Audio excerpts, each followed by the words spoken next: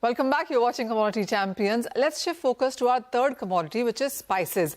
I spoke to Rajiv Shah of Everest and Kirandip Swani of Swani Spices, and I began by asking Rajiv about the ongoing debate in the spices sector over organized versus unorganized, and what does it mean for India? There has been a continuous growth from unorganized to organized. I guess everything is important for such a large country. Eventually, the organized sector is growing in leaps and bounds every year, and we cannot have any complaint on it. All right. Would you say that the branded really works, and would you say it is about standalone spices, or is it the blended which seems to be doing better? Blended is always organized because of the expertise of the product, and I guess many factors, including post-pandemic, people belief on brand, and that has changed everything. And so now we see a lot of customers opting for branded pure spices also. So pure spices also is a very big market in organized sector. It's growing. Very good. Mr. Swani, and the other conversation really is about organic vis-a-vis the usual standard spices. How is that one picking up? So Manisha ji, let's put them into three categories: conventional, sustainable, pesticide controlled, and top of the line organic. So branded organic is a growing segment. The premiums are there. Customers are happy to pay, but trust me, it's a lot of hard work to stay in the organic space, because the regulations, the requirements, especially in the United States, are just getting tougher and tougher. And the certifying bodies here themselves don't know whether they're coming or going. Quite a few of them have been disqualified. The people who are there are just running scared. And the backlash is coming on us. So organic is becoming a more and more difficult space to be in. But then, as we say, where there's a challenge, there is an opportunity. Yeah, it is, sure. And India being the major producer, consumer and exporter as well, how has the conversation been with major importer countries, that is? It's, Manisha ji, thing is, the customer very rarely today, in today's environment, post-COVID, argues on price. A couple of percent here and there, but the most important thing for them is quality and consistency of quality. That's most important. You look at the number in sense of exports, the year clearly hasn't been so bad. I mean, yes, there was a decline in June. July saw a pickup yet again.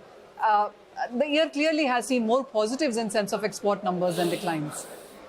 But it works two ways. Now let's take an example of Jeera. Starting of the season, it was 200, it's 600. Yeah, right. The export has definitely been impacted. And Rajiv will probably bear me out on the domestic. I don't know whether he's seen a drop in sales or not. Have you, Rajiv? Not. I can't say that there is a drop in sales, but the problem is, if the market is so volatile, at what price do I sell? I can't have a new MRP every morning. And if in a month, if I have 200 rupees up or 100 rupees up, I can't keep on changing. Having said that, you now see a lot of brands or unorganized sector and the adulteration part and everything happening. Yeah. Luckily for Everest, the sales have been not stagnant, it has been going up. And so far, I have not witnessed any such things. But Jeera, every house needs Jeera. How do we stop consuming? From where we stand right now, what future would you see in sense of prices and demand? Because a lot of people believe that where the prices are right now, we clearly have more space higher. Well, you're putting me in the dock again.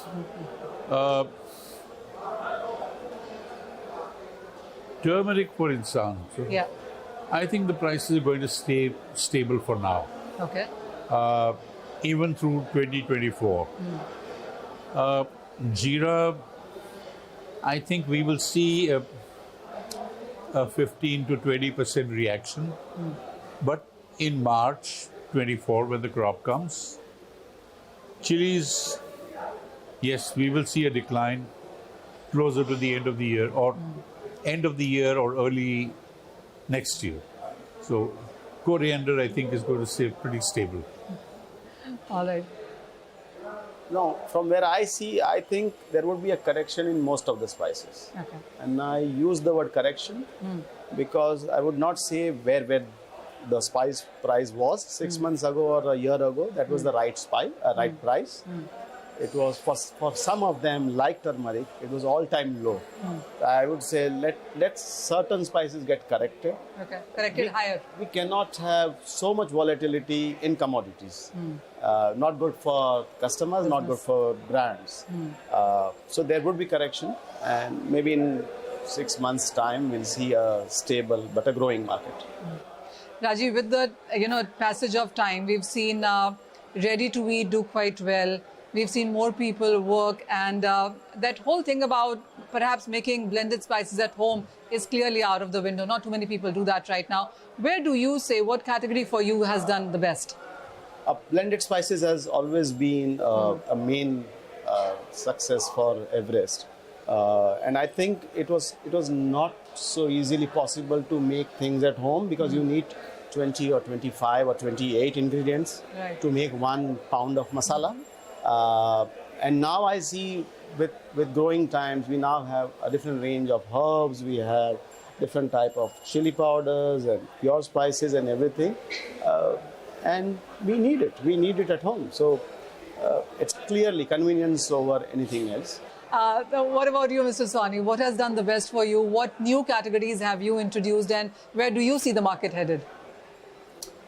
Manisha, unfortunately, we are not so much into the blended spice space, except certain amounts of curry powders that we do for the export. I would say the overall basket, mostly in the single spices, has done well for us. Okay. And what kind of growth are you anticipating, whether it's about domestic, which is about the businesses that you run, and exports? Growth, if I hit 15%, I'll be very, very happy. But I doubt that will happen. I think we'll stay closer between the 10 plus %. Rajiv, what's the number for you? I guess as we know, it's not only growth from different new products. It's a growth from unorganized to organized. The growth is people trying more products, more dishes at home. Anything about 20% is what we look every year, and I think we get it. All right, that's the spices industry, which is hoping that they get a growth of anywhere between 15 to 20%, whether it's domestic markets, as Everest was talking, and the export markets, as Mr. Swani was talking. But let me tell you that the prices this year have been very volatile for spices. We've seen all-time highs on turmeric and cumin as well, with prices raining as much as 200% in matter of last 1 year itself. So that's the market we were talking about. But with that, it's a wrap on this edition of Commodity Champions. Thank you for watching.